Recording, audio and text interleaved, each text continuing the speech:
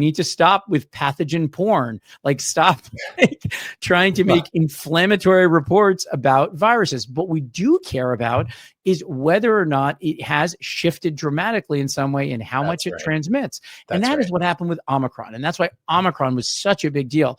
It wasn't causing a different type of illness. What it was causing was more rapid spread through the community. So the message to people out there is really just go ahead, get your COVID boosters, continue to boost your immunity. Don't worry about the latest variant right now, because they're all going to cause a similar illness. And some of them are going to cause long COVID, and some of them are going to cause all sorts of other things like increased clotting and heart attacks and things that you don't want.